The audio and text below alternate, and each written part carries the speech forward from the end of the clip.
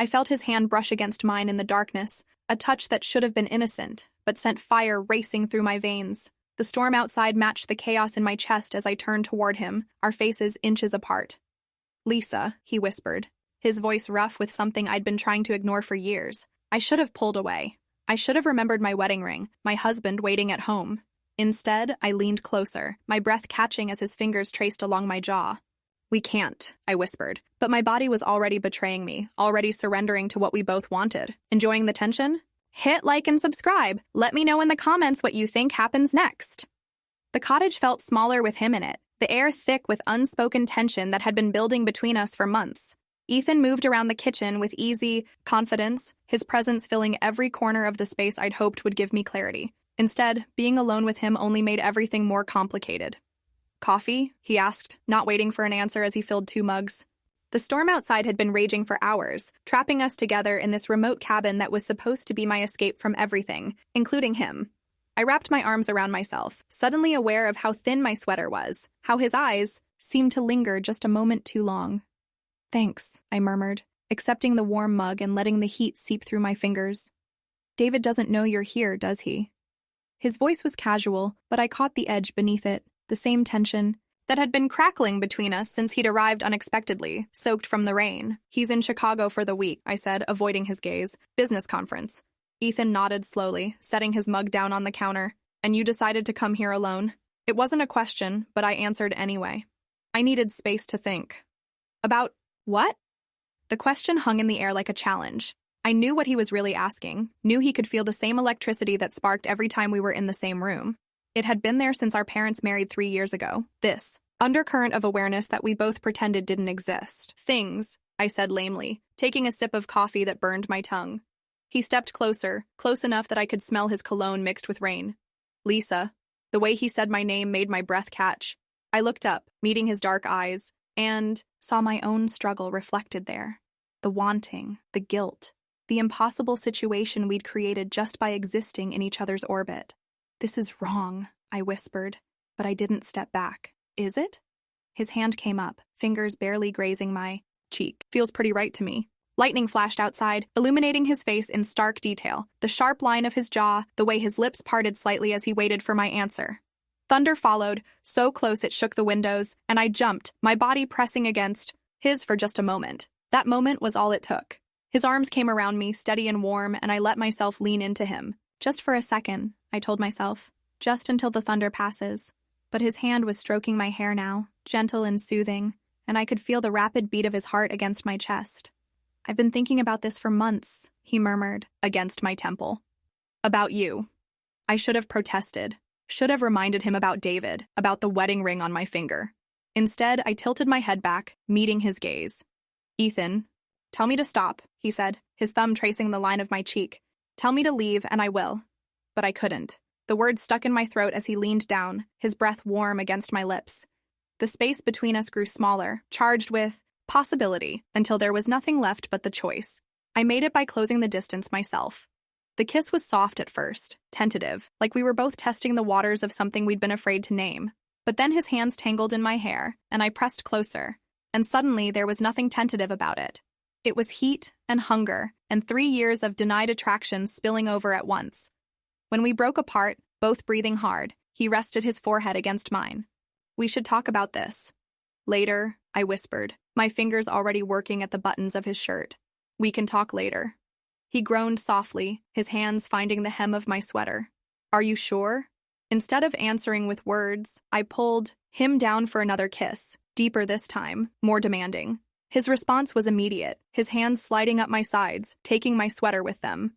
The cool air hit my skin, but it was nothing compared to the heat of his touch.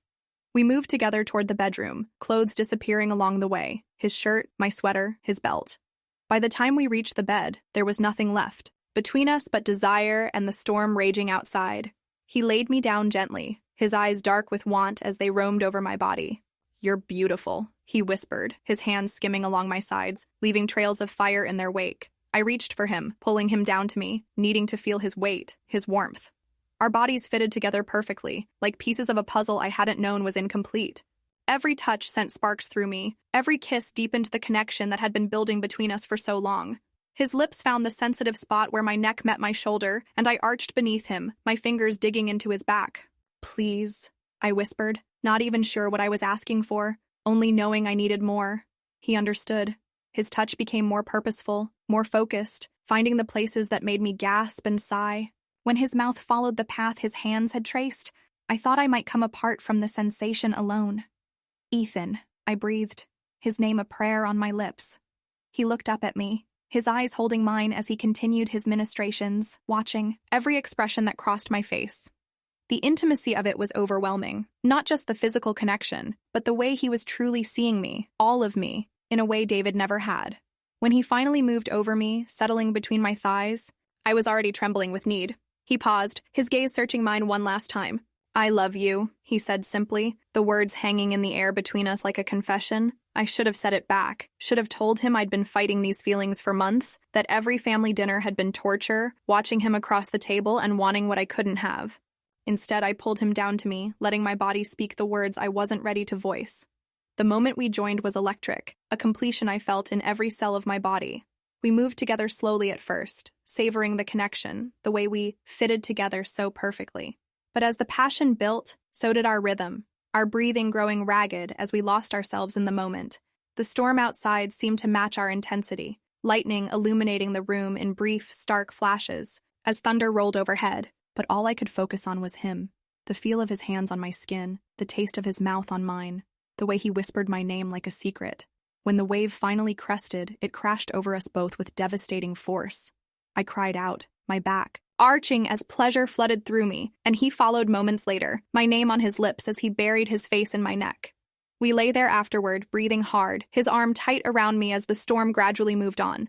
I could feel the steady beat of his heart against my back, could smell his skin mixed with the lingering scent of rain. "No regrets?" he asked softly, his breath warm against my ear.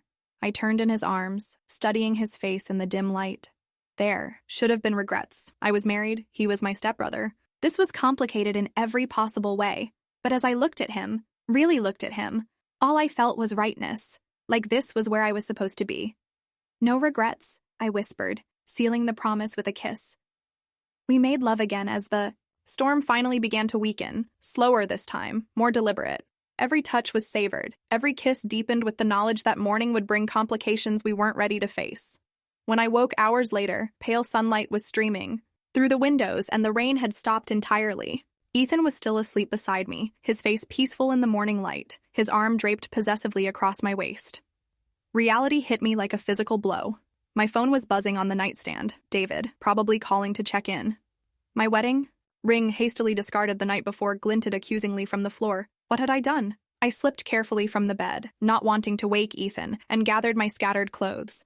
My hands shook as I dressed, the weight of my choices settling heavily on my shoulders. In the bathroom mirror, I looked different. My lips were swollen from kisses. My skin bore the faint marks of passionate nights. My eyes held a brightness that had been missing for months. I looked like a woman who had been thoroughly loved. The thought should have brought guilt, but instead, it brought a fierce satisfaction that scared me. My phone buzzed again, and this time I answered it. "Hey, honey." David's voice was cheerful, unaware of how my world had shifted overnight. "How's the cottage? Getting some good writing done?" "It's quiet," I managed, my voice steadier than I felt. "Peaceful? Good, you needed the break. I miss you, though." The words that should have comforted me felt hollow. "I miss you, too," I lied, hating myself for how easily the deception came. "I'll be home Friday. Maybe we can plan something nice for the weekend." "Sure," I said, already dreading the conversation I knew we needed to have. About us, about our marriage, about the fact that I'd just discovered what real passion felt like, and it hadn't been with him.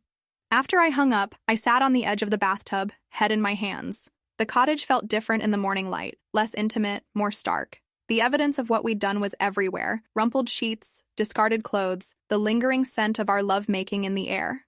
"Hey." Ethan's voice was soft from the doorway. He'd pulled on his jeans but remained shirtless, his hair tousled from sleep. "You okay?" I looked up at him, this man who had just turned my world upside down, and felt my heart clench. "David called." His expression grew guarded. And I lied to him, about where I am, what I'm doing, how I'm feeling.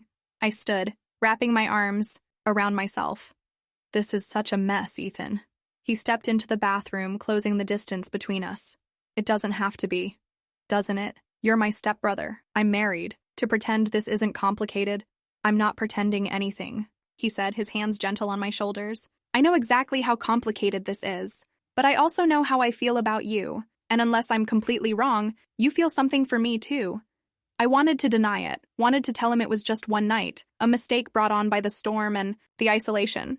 But the words wouldn't come because they would have been another lie. What happens now? I asked instead. That's up to you, he said, his thumb tracing along my collarbone. But whatever you decide, last night meant something. To me, you mean something to me. Before I could respond, he kissed me, soft, sweet, full of promise and possibility. When he pulled back, his eyes were serious. I'm going to head back to town, he said. Give you space to think. But Lisa? He cupped my face in his hands. Don't let fear make this decision for you. After he left, the cottage felt impossibly empty. I tried to write, tried to focus on the project that had brought me here in the first place, but every room held memories of the night before. The couch where we'd shared coffee and tentative touches, the hallway where we'd stumbled together, desperate to get closer, the bedroom where we'd discovered just how perfectly we fitted together. By afternoon, I'd made my decision. I called David first. The conversation was harder than I'd expected, but cleaner than I'd feared. He was hurt, confused, angry, all the things I'd expected. But underneath it all, I heard something else. Relief. As if some part of him had known this was coming long before I did. Is there someone else? He asked finally. I closed my eyes, gripping the phone tighter. Yes. Anyone I know? It's complicated. He was quiet for a long moment. I suppose it always is. We agreed to talk more when he got back from Chicago to work out the practical details of separating our lives.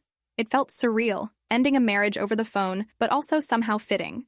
We'd been going through the motions for months. Anyway, the second call was to Ethan. Hey, he answered on the first ring, as if he'd been waiting. Can you come back? I asked without preamble. To the cottage? Yes. And Ethan? I took a deep breath. Bring your things. All of them. The silence stretched between us, charged with possibility. Are you sure? He asked finally. I looked around. The cottage. Our cottage now, I supposed, and felt something settle into place in my chest. Something that felt like coming home. I've never been more sure of anything in my life. When he arrived 2 hours later, I was waiting on the porch, my wedding ring replaced by the simple silver band he'd given me for my birthday last year, the one I'd treasured but never worn, afraid of what it might mean. He saw it immediately, his step faltering as he climbed the stairs. Lisa, no more fear, I said, echoing his words from that morning. No more pretending this isn't real. He dropped his bag and pulled me into his arms, spinning me around as laughter bubbled up from somewhere deep inside me. When he set me down, his eyes were bright with something that looked like joy. I love you, I said, the words I'd been too scared to voice the night before. I love you, and I want to try this, really try this, if you're willing to deal with the complications. I've been dealing with complications since the day I met you, he said, his forehead resting against mine. At least now we're dealing with them together. As the sun set over the lake, painting the sky in shades of gold and pink, we sat on the porch swing, my head on his shoulder, his arm tight around me. Tomorrow would bring questions, explanations, awkward family conversations. But tonight was ours, the first of many, I hoped. No regrets? He asked, the same question from the night before. I turned to look at him, this man who had become my unexpected salvation, my deepest truth. Only that it took us so long to get here. He kissed me then, soft and sure, as the first stars appeared in the darkening sky.